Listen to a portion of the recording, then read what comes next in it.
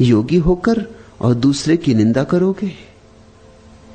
मद मांस अरु भांग जो भके, और अभी भी तुमसे मांस नहीं छूटा, मदिरा नहीं छूटी, और अभी भी तुम भांग और गांजा जैसे मादक पदार्थों में डूबते हो। एक बात ख्याल रखना, जो जागे हैं वो तुम्हारे शराब या मांस मदिरा के विपरीत किन्हीं और कारणों से हैं। तुम भी इनके विपरीत होते हो, लेकिन तुम्हारे कारण भिन्न। तुम कहते हो मदिरा मत पीना क्योंकि व्यर्थ पैसे की हानि होती, स्वास्थ्य खराब होता, पत्नी बच्चे भूखे मरेंगे, इसलिए मत पीना। ये कोई कारण ज्यादा देर तक साथ देने वाले नहीं है। समझो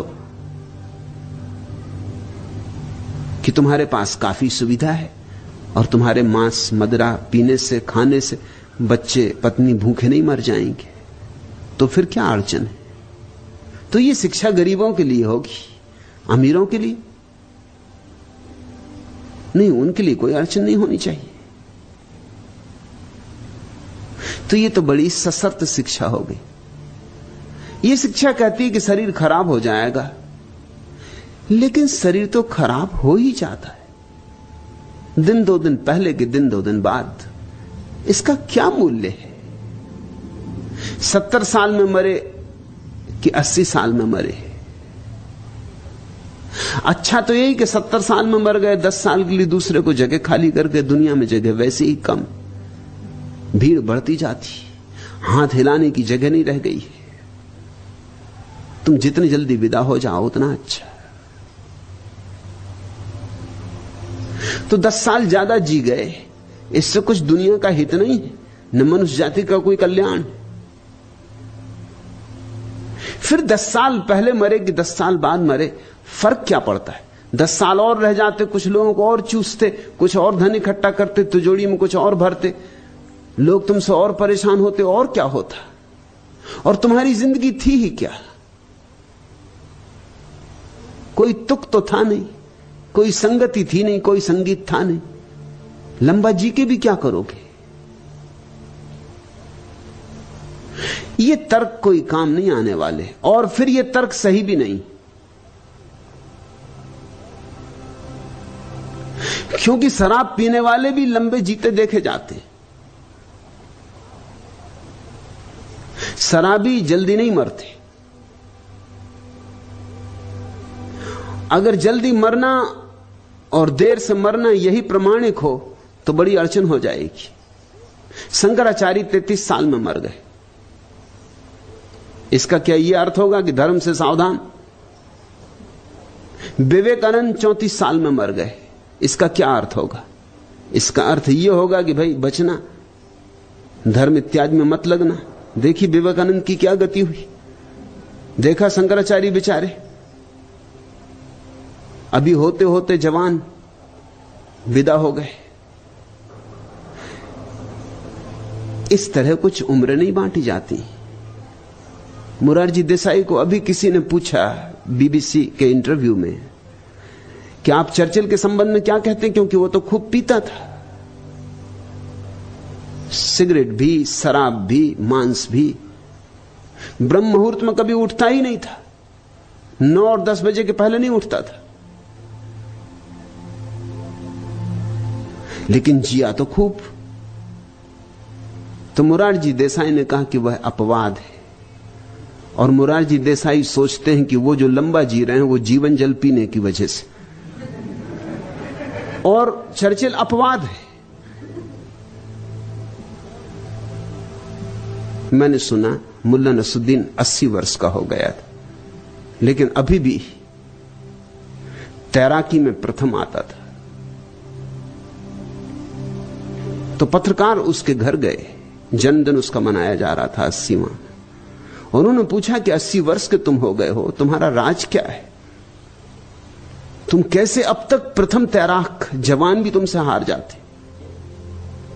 तो उसने कहा चूंकि मैंने कभी शराब नहीं पी, मांस नहीं खाया, स्त्रियों के पीछे नहीं भागा भटका, मैं किसी व्यसन में रहा ही नहीं।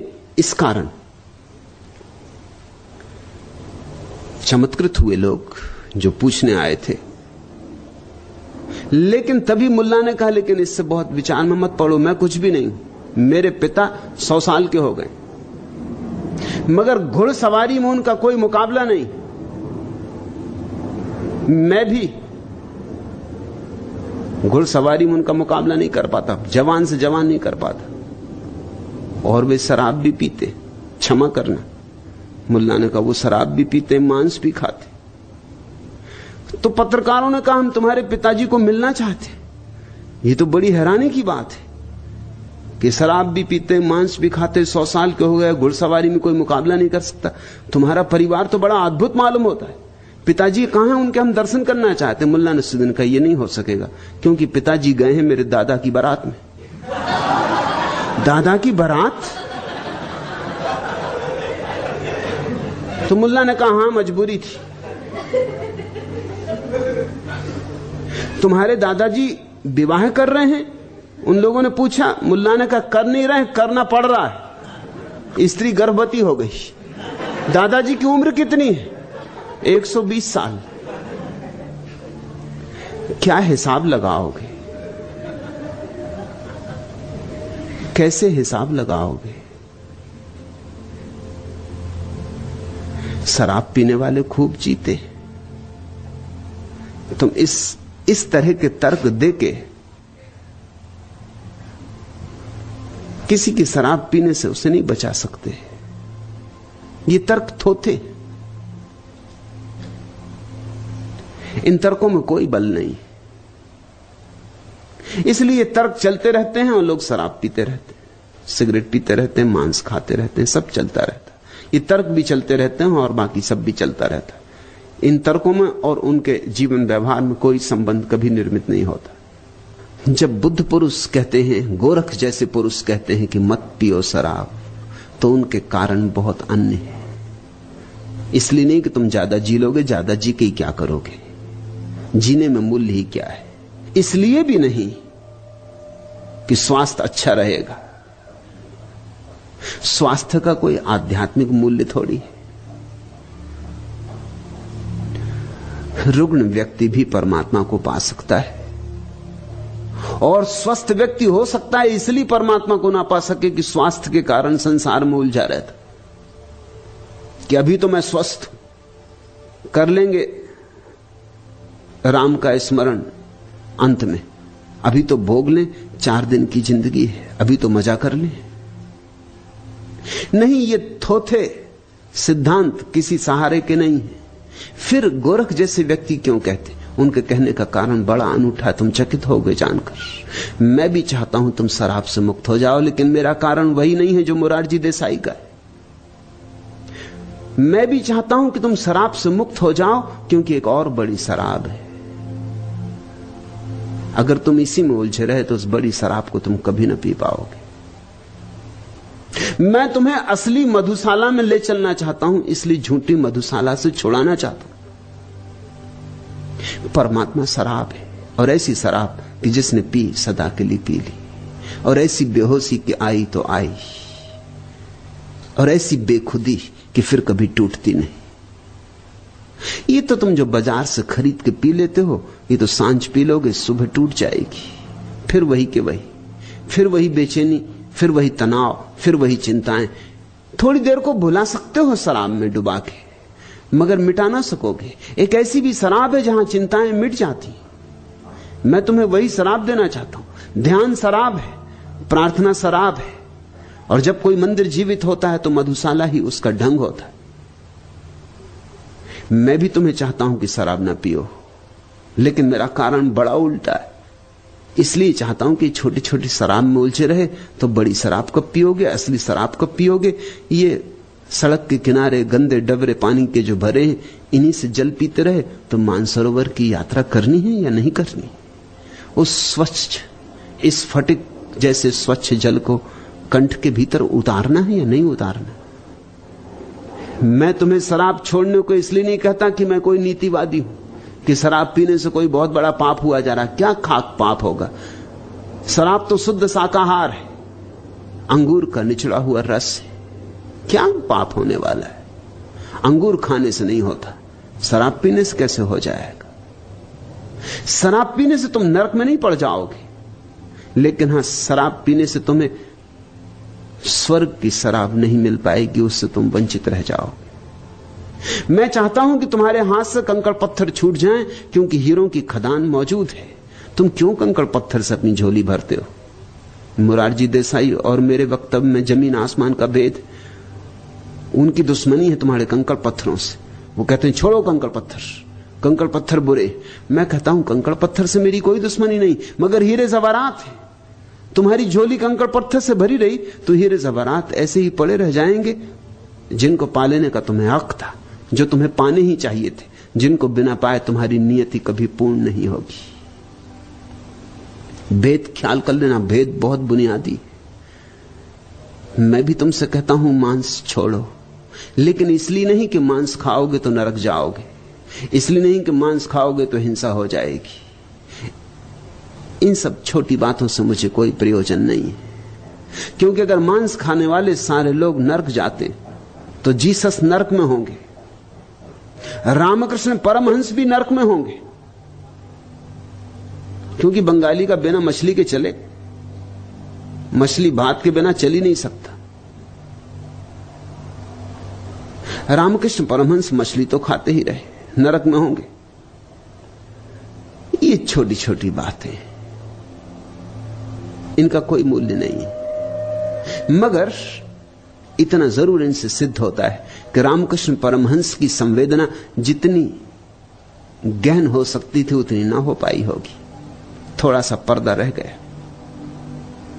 हृदय जितना प्रेमपूर्ण होना चाहिए था ना हो पाया होगा। थोड़ी कालिख रह गई।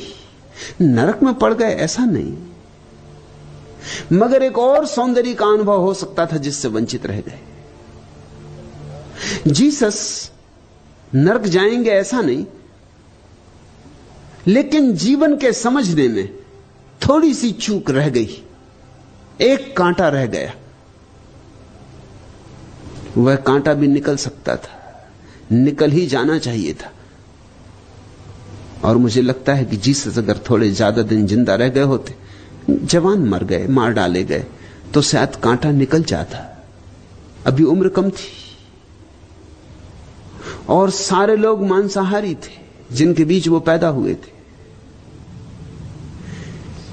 थोड़ी उम्र पकती, थोड़ा बोध गहन होता, थोड़े परमात्मा का साक्षात्कार और सघन होता, तो निश्चित ही मांसाहार छूट जाता। क्योंकि अंतिम अवस्था में जिसे सब तरफ परमात्मा दिखाई पड़ने लगा, वह अपने भोजन के लिए किसी के जीवन की हत्या करेगा, यह सोचना असंभव है। तो मैं इसलिए नहीं कहता कि मांसाहार पाप है कि इस पाप के परिणाम में तुम्हें नरक भुगतना होगा, बल्कि इसलिए कहता हूं कि मांसाहार तुम्हारी संवेदनशीलता को कम करता है, तुम्हारी संवेदनशीलता की सूक्ष्मता छिन जाती। तुम्हारे भीतर से जितना शुद्ध संगीत पैदा हो सकता है नहीं हो सकेगा। तुमने अपनी वीणा में बड़े मोटे और खुरदरे तार लगा लिए, संगीत तो होगा, गीत भी पैदा होगा, लेकिन मोटे और खुरदरे और सस्ते तार लगा लिए, जबकि महीन अभिजात सूक्ष्म तार उपलब्ध थे। तुमने अपनी वीणा के साथ दुर्व्यवहार कर लिया है। नहीं कि तुम नरक में पड़ोगे क्योंकि तुमने वीणा में खुरदरे तार लगा लिए। और यह ध्यान रखना कि जब तुम मांसाहार करते हो तो तुमने किसी को मारा, इस भ्रांति में मत पड़ना, क्योंकि मर तो कोई सकता नहीं। इसलिए पाप यह नहीं है कि तुमने किसी को मार डाला, मृत्यु तो यहां होती ही नहीं, मारने का तो कोई उपाय ही नहीं। सिर्फ तुमने देह छीन ली एक आत्मा की, वह आत्मा नई देह ले लेगी। सवाल हत्या का नहीं है, सवाल इसका है कि तुम देह छीन सके। सवाल तुम्हारा है। वह आत्मा तो नई देह ले लेगी, नया गर्भ ले लेगी, कोई मरता नहीं। कृष्ण कहते न हन्यते हन्य माने शरीर, नहीं शरीर के मरने से